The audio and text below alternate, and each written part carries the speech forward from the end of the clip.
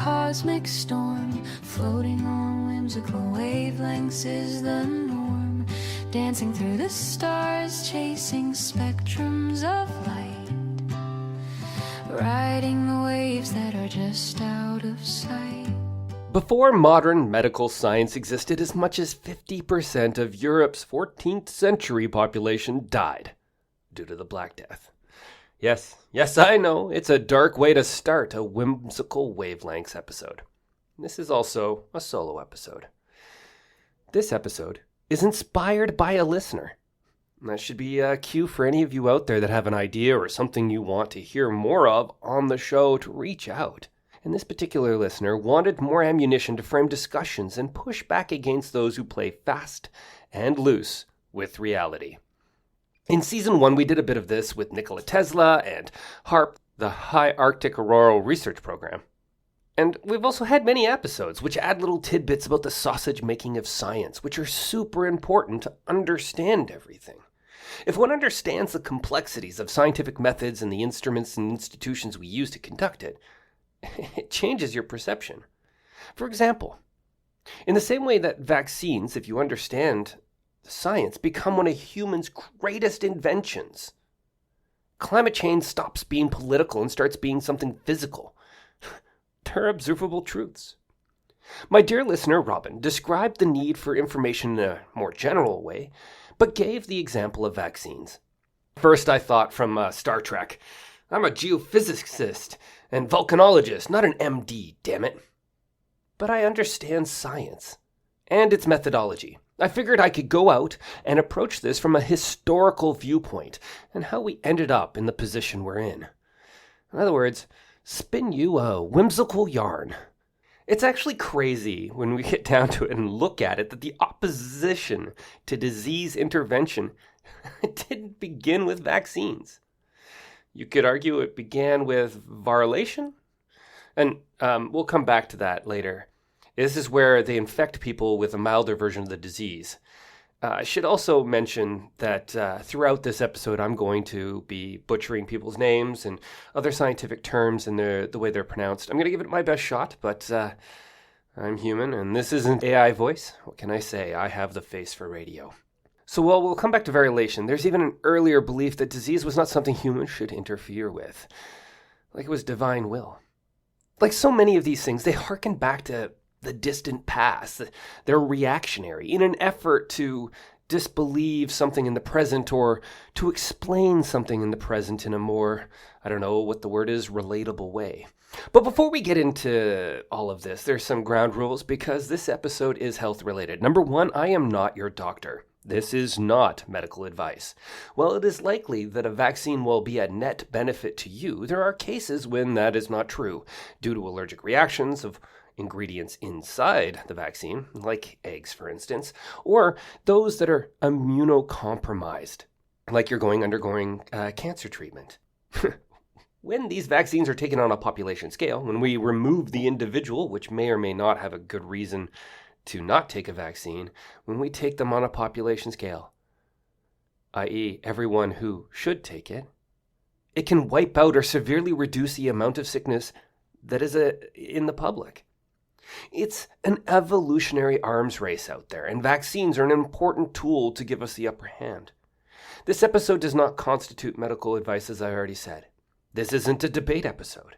It's a walkthrough of how the evidence has accumulated and which ideas survived contact with reality. So, as a couple of these solo episodes have already gone down this path and rabbit holes, it's really about the history of science, the observations, the repeatable data, the experiments, and how we got from then to today. If we don't understand the past, it's damn difficult to understand the present. This time, we don't need to go all the way back to the Roman Empire in antiquity to start my whimsical tale. Today, we're going to start with the Black Death and its hindsight observations, and then pivot to the old ideas of disease and the data that led up to germ theory, and an idea that says disease isn't caused by microbes at all, but by the condition of the body itself. Bring out your date! The Black Death. Why start the story here? Well, because It represents a pathogen before any semblance of modern understanding. It was well written about. We have lots of records about it. And there was no microscopes. Bacteria wasn't yet discovered. And infection wasn't really a concept. The Black Death represented something terrible, people dying from something no one understood. Getting sick in medieval times was thought of in several different ways. The most common was divine punishment or divine will. Specifically, with the Black Death, people would whip themselves or fast, hoping for God's forgiveness. There were other darker things done too, like pointing at minorities and persecuting them because they believed it must be their fault. I purposely did not go too far in this vein during my research, in part perhaps for my own sanity. Today or any other time in human history, humans can be terrible to other humans. For the ideas of fasting, well, the body is weakened by it. You're not getting the nutrients you need when dealing with disease. Not exactly useful. That's not to say that fasting can't be good for you under the right circumstances, but that's not today's episode. Causing bodily damage to oneself, looking for salvation, like where you see, particularly if you have watched The Holy Grail from Monty Python, and there will be at least one more call out to that show as we move along, where do, re, mi, a, crim, ne, and they whip themselves. Well, that's that process of looking for salvation. And really, it's just making bacterial infection easier. You're creating open wounds. Yeah, not good. And the persecuting others through violence and massacres and terror. Of course, that doesn't help. You get the picture. But the Black Death was a terrible time. Governments were failing. Religious institutions were failing. People were willing to turn to anything, including astrology, which is also a turn back to the alignment of the stars, a call out to the last solo episode. Basically, the occult and the supernatural. We still see this today in Western culture. The most scientific explanation at the time was miasma, or bad air. Here the idea goes, if the air is bad, you get sick. Which is some truth to it. When London finally got sewers to deal with the stink to take away all the bad air, cholera cases went way down. As much less contamination with all sewage and, all that nastiness was removed. One other example of miasma, or how it was used to explain observations, is swamps. They often smell different. It's also where mosquitoes are at their highest concentration. Move away from those swamps, and there's less mosquitoes. There's less malaria, less bad smell. Maybe this is another point where we should make the case that correlation does not always equal causation. Okay, so I've seen a reference in the research to a plague doctor mask as well, in reference to miasma and the Black Death. The bird-like beak that is shown in popular costumes. I could have done a whole episode on the masks and their origins, but that's not very on brand for whimsical wavelengths. But it does seem like they came about in the mid-1600s during another cycle of the plague or Black Death.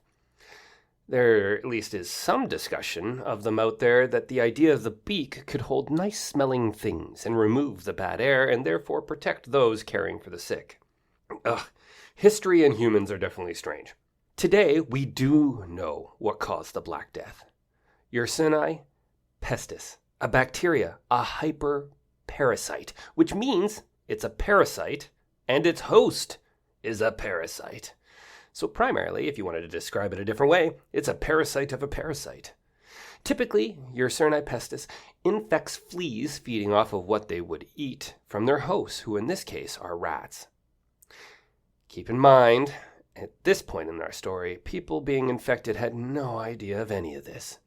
Okay, let's go on a bit of a tangent here, or we're going to do this multiple times throughout this whimsical story. A side story, if you will. Understanding this pathogen goes a long way to understanding history. The first time it spread across Europe was between 541 AD and 750 AD during the reign of the Byzantine Emperor Justinian I, who contracted it in 542 AD and survived. So that's how the plague got its name at the time. It killed up to 25% of Europe's population. It was also a point in history when the Byzantine Empire was growing, trying to restore the Roman Empire. Maybe they would have succeeded if not for the fact that the plague weakened them. Understanding Yersinia pestis' spread is a scientific sleuthing game, and it has big effects on how we understand history. Back into the story at hand, and in the same vein, an interesting observation or pattern kind of emerges when you start looking at all the data from behind the Black Death. Stable hands, horse handlers, and some rural workers that worked with cows seemed to fare slightly better during outbreaks through the many waves of disease that rolled through Europe. Now, before we go and get too excited or go down a rabbit hole, better doesn't necessarily mean safe. It doesn't mean immune. It definitely doesn't mean protected in any modern sense when we start talking about vaccines. These people still, many of them got sick. Many still died. The Black Death was catastrophic across all classes and professions, rich and poor. But when historians and epidemiologists go back through the record, like burial counts and documents, there is a signal there. Certain groups, especially those working closely with large animals like horses and cows, had slightly lower mortality rates comparison to others, like the densely packed urban population. At the time, nobody knew why. It wasn't a theory. It wasn't even medicine when these observations were first made. It wasn't even really science as we'd recognize it. It was simply pattern recognition, lived experience, and hindsight reconstruction. So what was the plausible cause? Well, chances are they were exposed to something that increased their chances of survival. A specific pathogen. And those pathogens are the evolutionary cousins or ancestors to the plague bacteria, Yersinia pestis. See, the plague bacteria is actually a fairly recent newcomer. Based on the estimates on how fast genetics change, we think Yersinia pestis emerged around 6,000 years ago. It evolved from what we call today Yersinia pseudotuberculosis. Their genetic code is extremely similar. In fact, up to 95% similar. And Yersinia pseudotuberculosis is present in soil, water, and animal waste, and would have existed all across Europe at the time. If one eats contaminated food with this bacteria, it can cause a mild, short-term, foodborne illness. In other words, everyone who dealt with livestock would have been exposed. That exposure may be the reason more in rural communities had better outcomes. Episodic exposure to a similar-looking pathogen allows the immune system to mount at least a faster response, increasing the survival chance. Remember, no 100% here, but enough to change probabilities at the margins when half the continent is flippin' dying. So two broad ways of thinking began taking shape, even if no one at the time would have described them that way. If you lived through the Black Death, you absolutely saw that nutrition, stress, housing, poverty affects who lives and dies. That part is undeniable. Today, you perhaps would call this the social economic determinants of health.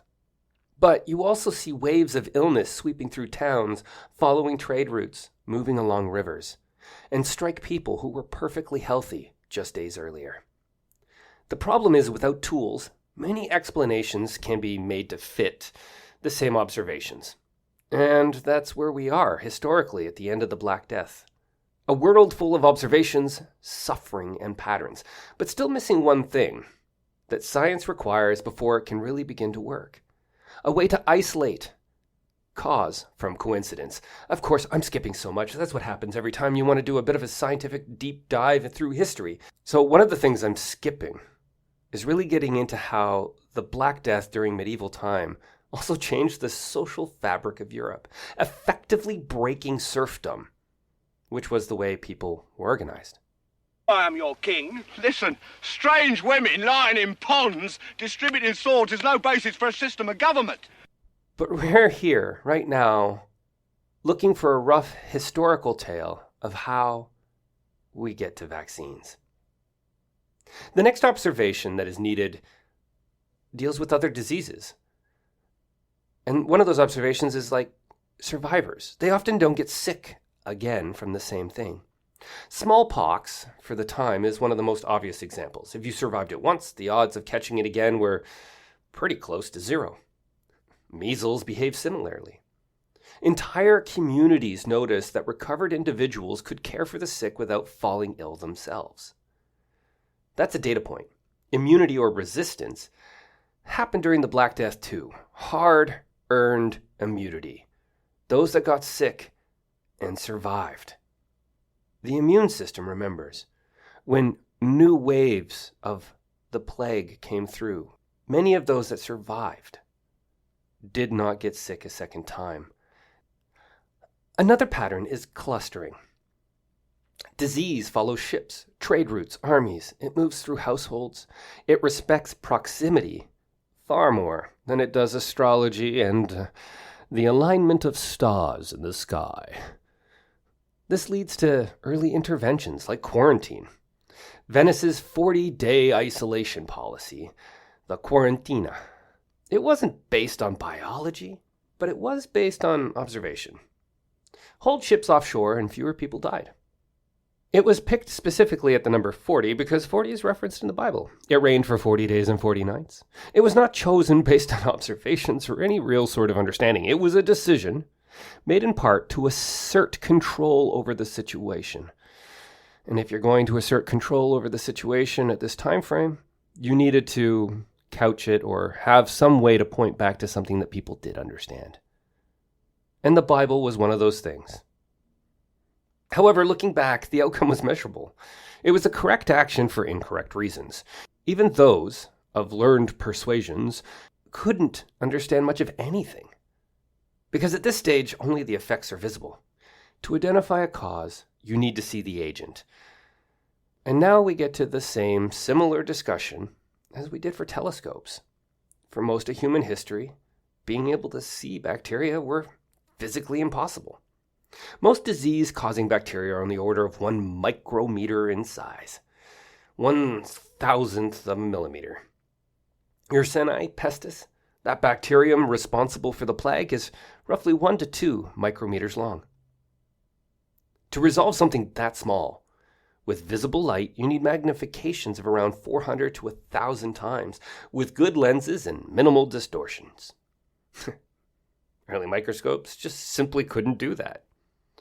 Anton van Leeuwenhoek, he was working in the late 1600s and famously observed what he called amicles, using handcraft single-lens microscopes, reaching perhaps 200 to 300 times magnification. He absolutely saw bacteria, but he couldn't distinguish species or trace causality or connect them to a disease in a reproducible way. Also, at a certain point, resolution matters more than magnification. Early lenses suffered from severe optical aberrations. Images were blurry, distorted. You could see motion, but not structure. You couldn't reliably distinguish one microorganism from another. Microscopes, in general, improved slowly, from the 1700s into the 1800s. But still suffered from optical aberrations.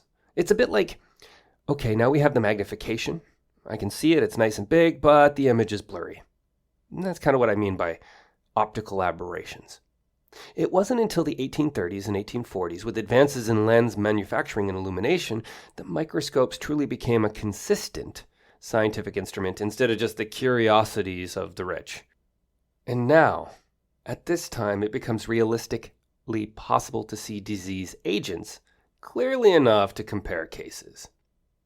And even then, viruses remain completely out of reach. Viruses are typically tens to hundreds of nanometers across, so we're getting even smaller and smaller. Nano, 10 to the minus 9, which is an order of magnitude smaller than bacteria. No optical microscope, no matter how perfect, can resolve them. That leap has to wait until the electron microscope was invented in the 1930s. Until then, viral diseases could only be inferred from their effects. Plague bacteria in particular required one more technique to be added to the mix. They required staining techniques and controlled sampling to be able to be identified, because most bacteria are nearly transparent under visible light. Even with good lenses, they don't naturally stand out against the background of tissue, of blood, or fluid.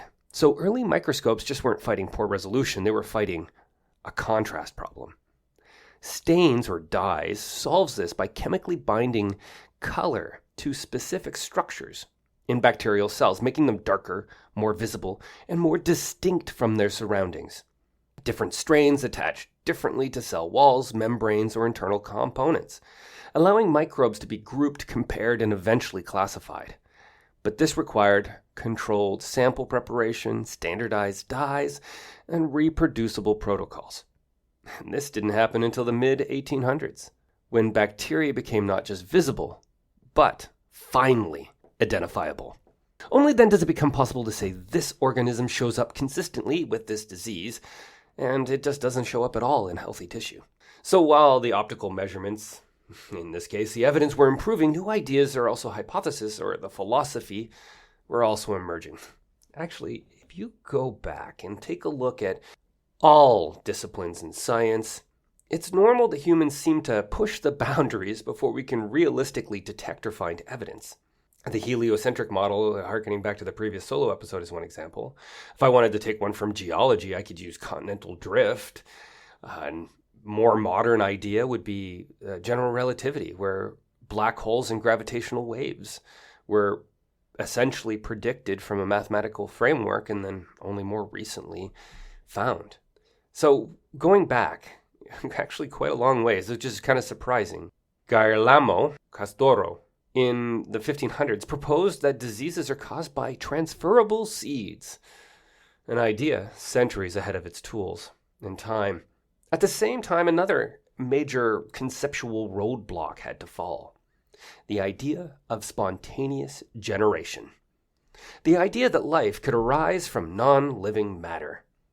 Maggots, for instance, just kind of showing up on rotting meat.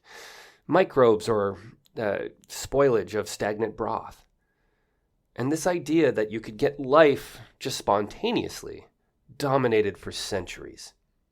The same researcher that first really described bacteria in Microscope, Leeuwenhoek, himself argued that life only comes from life.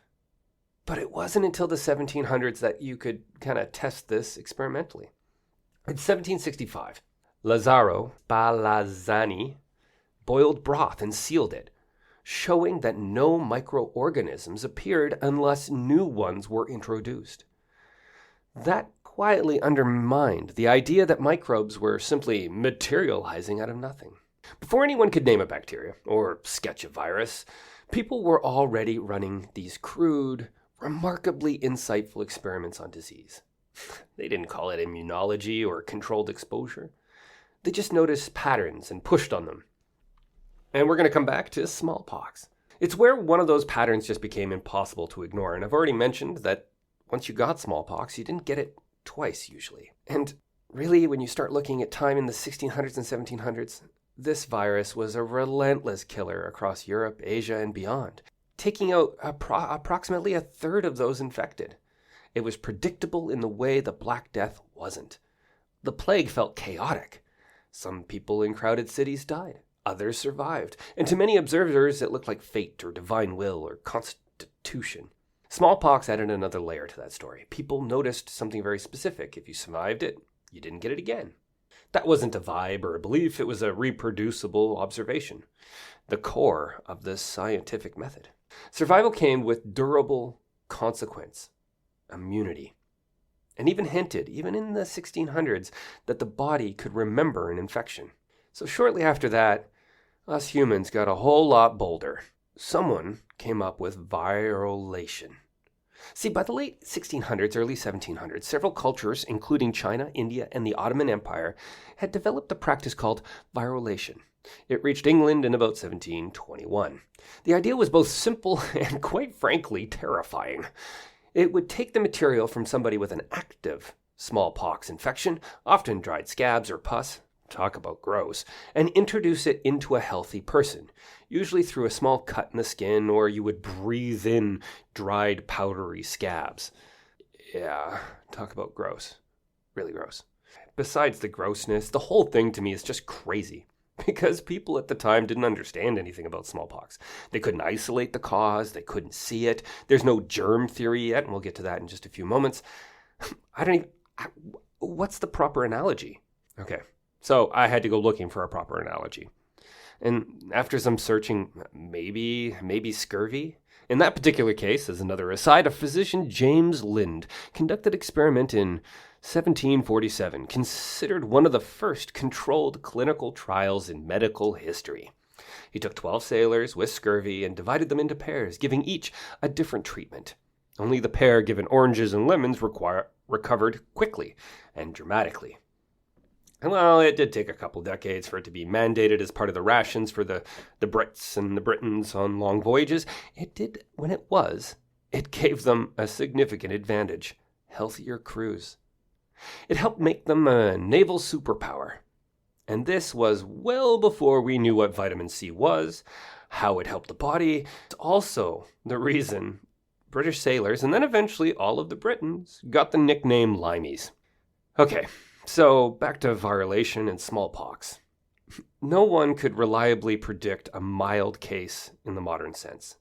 What they did have was experience. Some patients seemed to have less severe disease, and practitioners preferentially used material from those cases to infect others. It was empirical but not mechanistic, meaning they didn't understand the cause. But it was still a deliberate choice. Controlled exposure instead of waiting for random exposure. And this is perhaps the craziest part. The numbers were stark. Actual smallpox killed about, 1 in 3, as I said, about 30% of those infected. Variolation brought that risk down to about 1 to 2%. That's crazy. It's still a terrifying, gross gamble if you're the person being infected or virulated. But at a population level, it was a massive improvement. From there, we get what I would call the first vaccine. And the craziest thing of all, the first vaccine came about before we get a true modern understanding of disease. And this, I cannot stress it enough, is wild to me. It's just crazy. It's so amazing what humans can put together and make as far as leaps of logic. We are quite clever and amazing. Cowpox. It birthed vaccination. You see, moving towards the late 1700s, a pattern emerged from the countryside of what today is the United Kingdom. Dairy workers who caught cowpox, a mild, blistering disease from cows, seemed to be protected from smallpox. This wasn't a one-off anecdote. It was a repeated observation across farms and villages. People who had cowpox scars did not get smallpox. In 1796, Edward Jenner decided to test this directly. He took material from a cowpox lesion, which is like a sore, on a milkmaid's hand and inoculated a young boy. The boy got sick with cowpox, recovered, and then Jenner later exposed him to smallpox. No disease. Jenner repeated this with more people. Same result. This is the birth of vaccination. And you can even look at the word, vac. Vacca is from Latin for cow. Vaccination takes its name from cows. I'm pretty sure there is a Gary Larson cartoon in there somewhere. And yes, I'm going to continue to date myself with my pop culture references. Sorry, not sorry. At the risk of sounding like a broken record, or skipping record, if you will, all of this happened before anyone had a formal theory of germs. No one knew what a virus was. No one had ever seen a viron. And yet, they figured out that the exposure to one disease, cowpox, protected against another. And that protection was durable. It didn't depend on wealth or personality or moral character or how healthy or unhealthy someone was. And when we get down to it, what a vaccine really is, if we strip away all that modern jargon, a vaccine is just this. A vaccine is a controlled, safer exposure that trains the immune system without making you pay the full cost of the disease. If you wanted to explain it a little bit more, it's like a rehearsal instead of a catastrophe. You give the body a preview of the threat, just enough to learn from, so that when the real thing shows up, the response is fast and effective. Now, when we get to the mid-1850s, things speed up again, which coincides with improvements in the microscopes and the staining techniques we were talking earlier.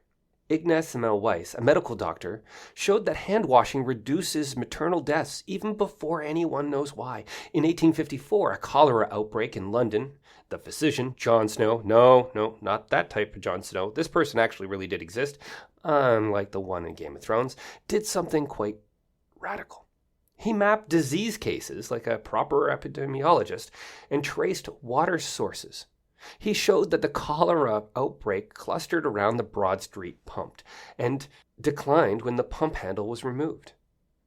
Snow didn't know about Vibrio cholerae. He couldn't see the pathogen. But he demonstrated that cholera behaved like a transmissible agent carried by water, not bad air. John Snow's work didn't immediately convince everyone. The miasma theory was deeply entrenched. But it added a crucial plank. Diseases followed physical pathways. At the same time, others were tightening the experimental screws. Louis Pasteur showed in the 1850s and 1860s that microorganisms caused fermentation and spoilage, and that sterilization prevented it. So one example of sterilization is boiling or heating something up.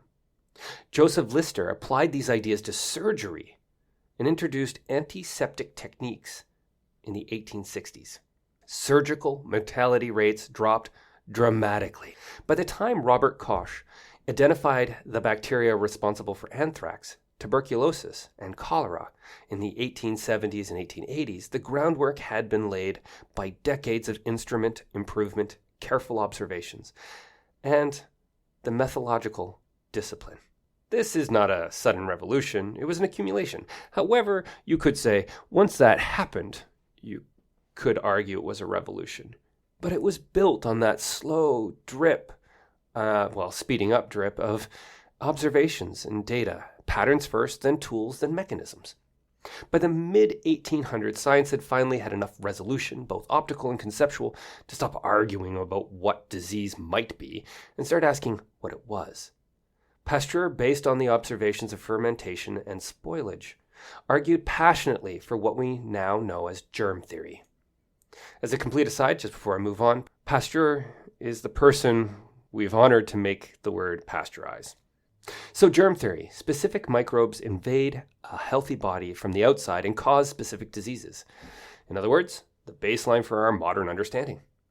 And we'll come back to this in just a moment. So what was the opposite to what became our modern understanding? Well, the competing idea was championed by the researcher Béchamp, called terrain theory. It was not a fringe theory or concept at the time. It was a well-respected scientific framework. The core claim of terrain theory was simple, yet profound. Microbes do not cause disease. Instead, disease arises when the terrain, i.e. the body, the internal environment, becomes unhealthy, weak, or unbalanced. In this view, microbes were simply the scavengers, a consequence of sickness, and not the cause. If the body was strong, healthy, and nourished, a microbe could not take hold. The terrain was everything. This is crucial to emphasize. Terrain theory didn't really deny that microbes existed. It denied that they were the primary cause of sickness. Béchamp and his followers believed that those tiny organisms were opportunistic, that they were the cleanup crew that arrived after the mess was already made. The debate was a genuine scientific clash. And for a long time, many observations seemed to side with the terrain theory. And it was appealing, because it aligned perfectly with everyday observations that people made about life and death. The most compelling observation was simple. Not everyone exposed to a disease got sick. During outbreaks of cholera or tuberculosis, physicians would note that some people living in close, unsanitary quarters would fall ill and die, while their neighbors remained healthy. Terrain theory offered a clear answer. The healthy neighbors had better terrain. We can look back at the events like the Black Death in the Middle Ages. The plague disproportionately ravaged crowded, impoverished cities, where malnutrition, constant stress, and poor living conditions amplified mortality rates. To a medieval observer, it was clear that poverty, crowding, and malnutrition created fertile ground, the terrain, so to speak, for the disease to flourish. So terrain theory correctly identifies these aspects. A way to think of it is like risk modifiers.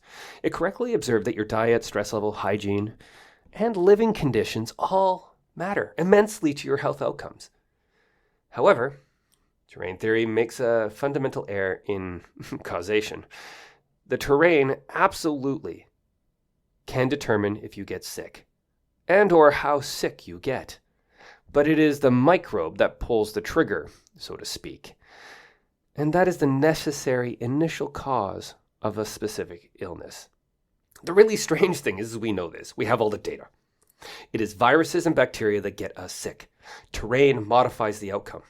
The data is basically impeachable. However, given the current state of things in North America, I'm looking southward across the border with the Make America Healthy Again movement. This MAHA movement is fixated on terrain.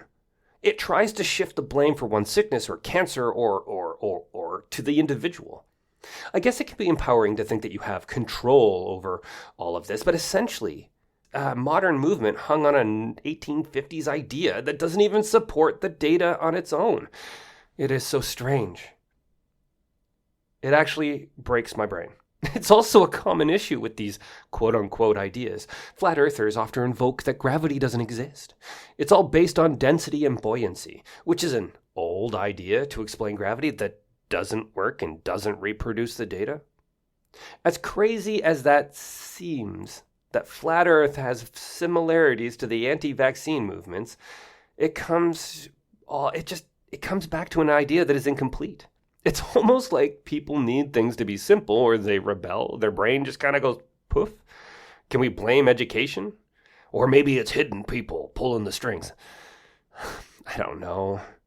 So, before we kind of slowly move on, keeping in mind that terrain absolutely matters. It does. How healthy you are, how you eat, how you sleep, really does matter. Let's turn to the framework that really spawned our modern understanding. Germ theory. By the time Pasteur and Belcamp were arguing their cases, the scientific world finally had enough resolution. Microscope sharp enough to see them, and the conceptual tools sharp enough to test the ideas instead of just admiring them and talking about them philosophically. And this is the moment where the debate stops being all about those philosophies and becomes empirical. Because germ theory didn't win just because it was prettier or simpler. It won because it made predictions that could be proved wrong, which is always at the heart of all scientific methods. A scientific idea has to stick its neck out there.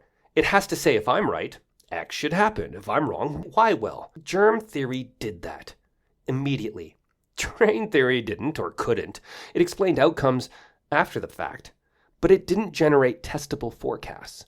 Once Pasteur and others proposed that specific microbes cause specific diseases, the theory instantaneously produced risky predictions. If a germ caused infection, then removing germs should reduce infection. And when surgeons sterilized instruments, washed hands, and cleaned operating rooms, infection rates didn't just dip, they collapsed. That is not just based on philosophy. That's a controlled variable producing a measured outcome. Germ theory also predicted that preventing exposure should prevent disease, even in people with wildly different terrains. Vaccination is the clearest example. If you prime the immune system before the pathogen arrives, people shouldn't get sick. And across continents, decades, and diseases, that prediction held. Terrain theory had no comparable mechanism. It couldn't say who would be protected or why. It could only reinterpret the results afterwards. Another prediction: if microbes spread between people, then isolating infected individuals should stop transmission, regardless of their constitution, diet, or stress level. And again, that's exactly what happened. Quarantine worked in medieval ports, in the 19th century hospitals, and in modern outbreaks. I mean, just look at the COVID-19 pandemic. The whole idea of staying home to bring down the total amount that is circulating in the community. It works.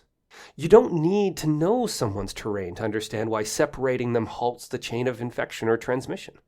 The mechanism is straightforward: no contact, no transmission. Terrain theory, by contrast, was unfalsible. If someone got sick, the terrain was weak. If they didn't, the terrain was strong. If two people were exposed and only one of them fell ill, terrain theory could always retrofit an explanation. That's not prediction. That's narrative flexibility. This is where the engineering mindset becomes a useful metaphor. Engineers don't just describe systems, they change one variable and watch what happens. If altering a single input reliably shifts the output, you've learned something real about causation. That's how I done my science. Germ theory behaved just like that too. Change the microbial load, change the outcome. Change the exposure pathway, change the outcome. Change the immune priming, change the outcome. By the time we reach the 1880s, the world has changed. Jenner's Cowpox vaccine had been saving lives for nearly a century. Variolation had faded, and the scientific community had finally embraced germ theory thanks to the work of Pasteur, Koch, and others. It was caused by specific microbes with specific life cycles, and that set the stage for the first post-germ theory vaccine. The one that finally united the mechanism with the practice. We're talking about Pasteur's rabies vaccine in 1885. This is a pretty cool story because rabies is terrifying. See, unlike smallpox, which was common and visible, rabies was rare, but universally fatal once symptoms appeared. It had a long incubation period, sometimes weeks, sometimes months. That delay created a scientific opportunity. Maybe you could train the immune system after exposure before the virus had, fully gotten into your system, and with our modern understanding, before it had reached the brain. By 1879, Pasteur had already shown that weakening a pathogen, what he called attenuation, could produce immunity without causing full-blown disease. First by an accident with chicken cholera, then deliberately with anthrax. He demonstrated that you could tame a microbe just enough to train the immune system. That insight is what made the rabies vaccine possible. But rabies was different. No one had ever seen a virus, and they were just too small for the microscopes of the time. Yet germ theory gave Pasteur the conceptual confidence, the guardrails, the understanding of how to proceed. If rabies was caused by a microbe of some sort, then it should be possible to weaken it, to control it, and to use it to train the immune system. Pasteur and his colleagues began passing the rabies agent through a series of animals, especially rabbits. Each passage changed the pathogen slightly. By drying the infected spinal cords of these animals for different lengths of time, they created a gradient of weakened virus, from very mild to the real McCoy. This was the first rational, process-driven vaccine design in history. Jenner stumbled onto cowpox by observations. Pasteur was engineering immunity on purpose. Then came the moment that forced the theory into practice. In July 1885, a 9-year-old boy named Joseph Meister was brought to Pasteur after being severely bitten by a rabid dog. The boy had multiple deep wounds. Without intervention, he would almost certainly die. Pasteur wasn't a physician, and he knew the ethical stakes. But he also knew the science. The virus travels slowly from the bite site into the nervous system and into the brain. If he could train the immune system fast enough, he might outrun the infection. Over 10 days, Pasteur administered a series of injections, starting with the most attenuated material and gradually moving towards stronger preparations. It was a controlled immunological ramp, the stepwise rehearsal for the immune system. And it worked. The kid never developed rabies. This was the first time a vaccine had been used therapeutically, not just to prevent disease before exposure, but to stop a deadly infection already underway. And it was also the first vaccine designed with a proper understanding of microbes, attenuation, and immune priming. Pasteur wasn't guessing. He was applying germ theory directly. And this is where the contrast with terrain theory becomes unavoidable. Terrain theory couldn't explain why a weakened pathogen would protect against a stronger one. It couldn't explain why timing mattered, why attenuation mattered, or why a series of graded exposures could outrun a virus. Germ theory, on the other hand, predicted all of this. If a disease is caused by a replicating microbe, then weaken the microbe can reduce disease. Exposing the immune system safely induces protection. Intervene early, and you can beat the pathogen's replication clock. Pasteur's rabies vaccine was the first demonstration of these principles in action. It also marked the beginning of modern vaccinology. After 1885, vaccines were no longer accidents of nature like cowpox, but engineered tools. Scientists could now design them, weaken pathogens intelligently, and tailor immune system responses. The rabies vaccine wasn't just a medical triumph, it was a conceptual one. It proved that once you understood the cause of disease, you can manipulate it, control it, and even sometimes reverse it. If you zoom out and look at the history of vaccines as like a time lapse, it's astonishing how quickly the field accelerates once germ theory fully lands. The early steps from Variolation to Jenner's Cowpox vaccine are, before we understood. They work, but no one knew why. After 1850, everything changes. So let's do a little bit of rapid fire, or at least more rapid. I won't go into that much detail of some of the vaccines and milestones. As I already mentioned, the first one was in 1885, the rabies vaccine.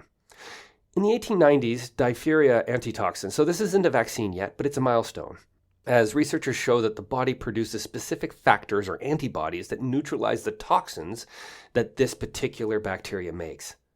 That's right. They figure out that the body produces antibodies that can bind and remove toxins. This discovery becomes the conceptual backbone of immunology.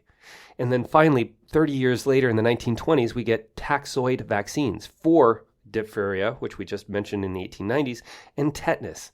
Okay, I gotta admit, when I was going through this one also surprised me. See, I am a volcanologist geophysicist, and there's lots I don't know, which is, again, the reason why I love doing this podcast. So these vaccines do not target the bacteria, diphtheria and tetanus specifically. It targets the toxins of these diseases, like tetanus, because tetanus is actually caused by C. tetani, and when it replicates in low oxygen environments, it creates a neurotoxin, and it is this neurotoxin that gets us sick. So these vaccines use the toxin, essentially, in the safe form so the body can recognize it, but it doesn't actually get us sick. And allows the body to just figure it out and says, oh, I know what this is. Bind it, create these toxoids, and remove it from the body. It chemically activates the immune system to inactivate toxins. Wow. If bacteria ever shows up in the body can just remove the toxins due to the immune system figuring it out before they ever get to the nervous system in the case of tetanus. This was a first major expansion of vaccine logic beyond just weakening the pathogen, because it doesn't even target the pathogen directly. In the 1940s, we ended up getting pertussis and the first combination vaccines, DTP, diphtheria, tetanus, and pertussis. This is the moment public health vaccination becomes scalable. Instead of dozens of injections, you get one. And uptake skyrockets. In the 1950s, polio, which had gone into two different strategies, both revolutionary. You have Salk, which uses an inactivated virus, safe, stable, injectable, and Sabin, which uses a live attenuated oral vaccine, easy to administer, gives excellent immunity. Together they drive polio to the brink of eradication. In the 1960s and 1980s, the viral vaccine boom. This era gives us measles, mumps, rubella, varicella, hepatitis B, and more. The key innovation in the growing viruses in cell culture, allowing precise attenuation. The MMR combination vaccine in 1971 becomes a global public health cornerstone. In 1990s, conjugate vaccines is a major leap for infants. So there are certain types of bacteria, which we used to have a sugar-coated capsules that to get that vaccine in, but young immune systems often couldn't recognize the piece that we were adding to it because of that sugar capsule. Conjugate vaccines chemically link those sugars directly to a protein flag, making them much more visible to the immune system, which means we can truly target young immune systems for bacteria that causes things like meningitis and sepsis. And their cases plummet. In the 2000s, we had HPV and cancer prevention. For the first time, a vaccine prevents cancer by blocking the infection with oncogenic HPV strains. This reframes vaccines not as just a tool against infectious disease directly, but as a long-term disease prevention technology. And of course, in this decade, we've got the mRNA vaccine. Decades of research actually converged to create the mRNA platforms through rapid design, precise antigen targeting, and we have no more need to grow pathogens. The COVID-19 accelerates deployment, but the platform is now being explored for others like influenza, RSV, HIV, and even personalized cancer vaccine. It's looking pretty good. Maybe I should get somebody in to really explain that mRNA vaccines do not mess with your DNA. They do not. They just don't. Regardless, across this timeline, the pattern is clear. As our understanding of microbes and immunity deepens, vaccines shift from empirical hacks to engineered biological tools. Okay, now that I've laid this all out, I've done the quick little TikTok of how we got from the first vaccine and all the vaccines to this point. I haven't really gone into all the empirical data. I'm a volcanologist. I'm not an immunologist. But I'm pretty good at reading the history and following evidence and understanding the scientific method. One of the things I really need to poke at, though, before we start moving on a little bit more, is vaccine schedules aren't arbitrary. I've seen a lot of people try to push back on this online. They're built from 3 overlapping principles. The first is immune system timing. So we understand when infants and children respond to different antigens. So that's important. Some vaccines work brilliantly at 2 months. Others need a mature immune system before the immune system can recognize it and build a proper immunity to it. Schedules are tuned to when the body can generate the strongest, safest, and most durable response. There's a lot of information that goes into that. And second, epidemiology and risk windows. Vaccines are also timed to protect people before they enter high-risk periods. For example, pertussis is the most dangerous in early infancy. So the DTaP series starts early. HPV vaccination is given before sexual exposure. Seasonal vaccines like influenza are timed to circulating strains. And lastly, booster logic. That's where you go take a booster shot. Immunity isn't binary. Some vaccines produce lifelong protection. Others need reinforcement. Boosters are scheduled based on measured antibody decay, memory cell persistence, and real-world outbreak data. The result is a schedule that is not just medically optimized, it's engineered to protect the population at the exact moments when immunity matters most.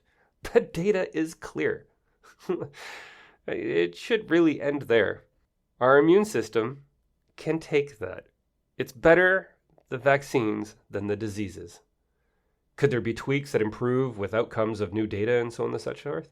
Yeah, sure. But the structure of all the current and past data suggests it broadly should stay. It's not going to drastically change. Let's just quote a major World Health Organization Lancet analysis, where vaccines have saved at least 154 million lives in the past 50 years. Most of them infants. Yeah. That single shift in childhood survival is one of the biggest reasons global life expectancy has risen so dramatically. Vaccination isn't just a medical tool, it's one of the most powerful life-extending technologies humans have ever created. Nothing is going to extend your life longer than vaccines and perhaps not smoking. So you'd think terrain theory has safely died and retired to the 19th century, at least by itself. Filed somewhere between, I don't know, right around A for arsenic tonics for vitality. But it reappears. Not in scientific journals, but in the sprawling wellness economy detox kits, cleanse programs, immune boosting supplements, and the glossy lifestyle brands promising to optimize your terrain. And the language is instantly recognizable. Diseases can't exist in a healthy body. Cleanse your system. Boost your terrain so pathogens can't take hold. It's Bechamp all over again, but with better branding and a subscription model. You see it everywhere. Gwyneth Paltrow's Goop Market detox teas, infrared sauna blankets, and cleanse programs that promote to reset your system. Biohacking personalities like Dave Asprey, who promote mitochondria optimization, cold plunges, and supplement stacks as a way of making your body unfriendly to pathogens. He's also a backer of RFK Jr., wanting more deregulation in the biohacking sphere. Oh my God. He also says that he believes that he's going to live to 180, and he takes 100 supplements a day or something. I don't know. It's freaking crazy. There's other quacks out there too, like Anthony William Covilio, a.k.a. the medical medium, who pushes celery juice and liver rescue cleanses as a way to eliminate mystery toxins and prevent illness. He is a complete quack. No data. Influencers sell parasite cleanses, heavy metal detox drops, lymphatic drainage tools, and terrain support elixirs, which includes Alex Jones, actually, that claim to make your infection proof. Supplement brands like Orgafani, Moon Juice, and Bulletproof market powders and tonics framed as immune boosters and detoxifiers. None of these people deny microbes exist. It's much more subtle than that. The message is, if you perfect your terrain, infections simply won't happen. The microbe becomes optional. You can ignore it. Terrain becomes everything. And this framing is seductive. It's deeply seductive because it feels empowering. It suggests that you can control everything that happens to your body. You just need to try it. It removes the randomness from the equation, which also harkens back to the Black Death and just people randomly getting sick. It offers simple, accountable solutions to systems that are anything but simple. And if you're anxious about health, terrain-only thinking is comforting. It tells you illness isn't chaotic or unfair. It's a solvable puzzle. It's a worldview that promises certainty in a biological universe that is fundamentally probabilistic. It almost sounds like I'm talking about quantum mechanics. Okay, but here's the critical distinction. Supporting health is not the same thing as preventing infectious disease. You can eat perfectly. You can sleep 8 hours a night, meditate, hydrate, cold plunge, sauna cycle, and have a microbiome that looks like a national park. You can still get influenza, RSV, or norovirus or measles if you're unvaccinated. Because microbes don't check your wellness routine before they replicate. They don't care how optimized your mitochondria are. They care about access and exposure and susceptibility. And this happens. People died in the US and Canada last year in 2025 due to the measles, a preventable disease. So terrain matters. Nutrition, stress, chronic illness, and living conditions all shape how sick you get.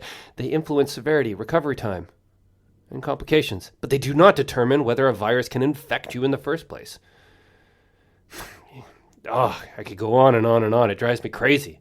Because modern detox culture collapses just that distinction completely. It treats supporting health as a shield against infection, when in reality it's more like padding. And then there's the detox framing itself. It flushes out toxins, resets your system, cleanses your body of impurities. These phrases can sound scientific, but they're not tied to anything measurable. There's no measurable toxin, any defined mechanism, or even validated endpoint. They're metaphors, useful for marketing, not for immunology. Your liver and kidneys already detox for you continuously. Your immune system already clears pathogens. You don't need a 3-day juice cleanse, a $300 supplement bundle, or a lymph-activating jade roller to do what your body already is doing for you right now for free. And as I've already mentioned, the irony is that there's real evidence-based ways to support your terrain that are profoundly unsexy. Like eating well, sleeping enough, exercising, managing your stress, vaccination, clean water, sanitation, access to healthcare. These don't trend on social media because they're not novel. They're not branded. They don't promise transformation in 48 hours. But they work. The modern resurrection of terrain theory thrives because it offers a narrative that feels good. It gives people agency. It gives them a sense of control in a world where viruses are invisible, unpredictable, and indifferent to our preferences. So, the core truth hasn't changed. Terrain shapes the severity of the fire, or the viruses, and the microbe is the match that starts it. One last thing before moving on. RFK Jr. and others, they get this wrong all the time with terrain. Secondary infections. They're the ones of the clearest examples of how terrain matters, but not in the way wellness culture imagines.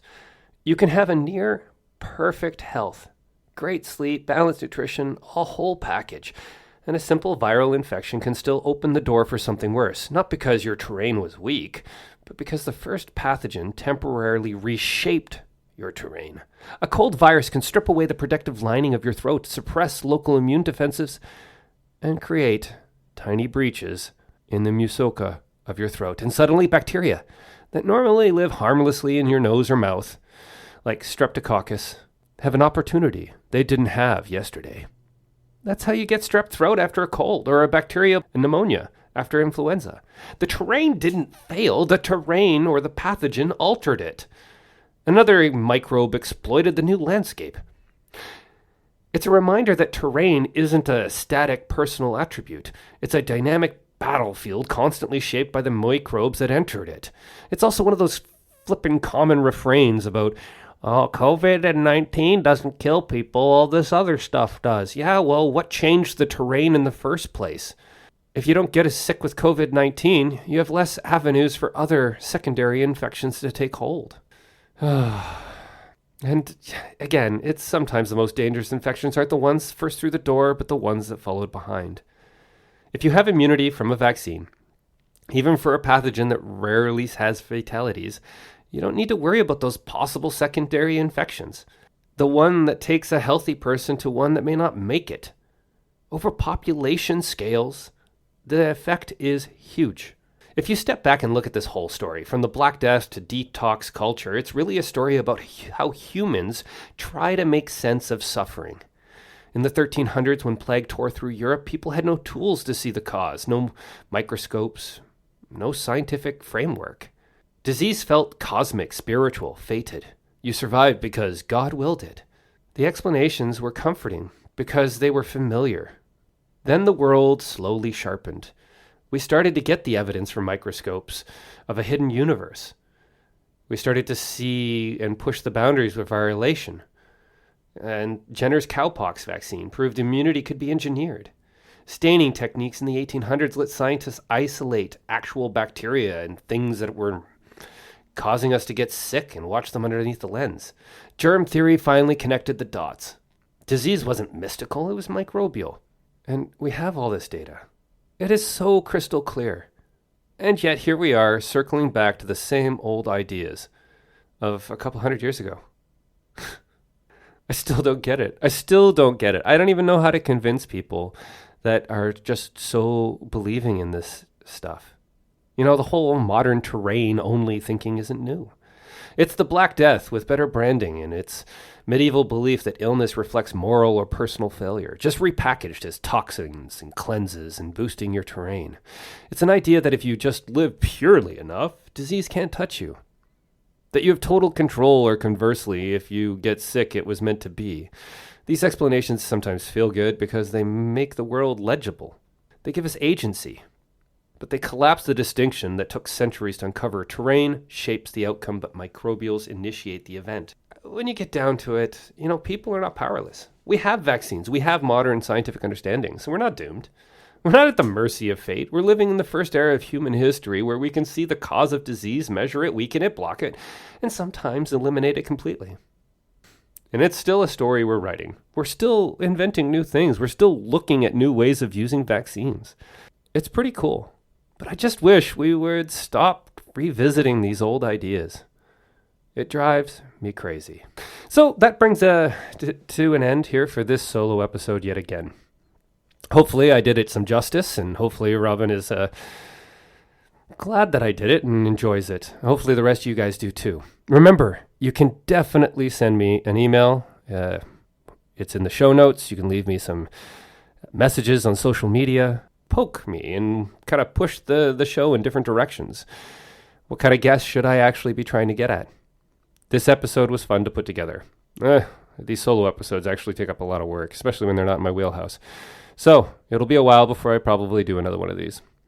I'll see you guys again in 2 weeks with a guest. It's going to be awesome. Bye.